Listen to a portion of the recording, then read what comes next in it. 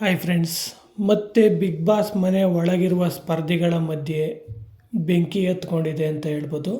Big boss ಇವತ್ತು ಮನೆ ಒಳಗಿರುವ ಸ್ಪರ್ಧಿಗಳಿಗೆಲ್ಲ ಒಂದು ಚಟುವಟಿಕೆ ಕೊಟ್ಟಿದ್ದಾರೆ. ಈ ಮನೆಯಲ್ಲಿ ಯಾವ ಒಬ್ಬ ಸ್ಪರ್ಧಿಯ ಕತೆ ಫ್ಲಾಪ್ ಆಗಿದೆ ಅಂತ ತಿಳಿಸ್ಬೇಕು ಅಂತ.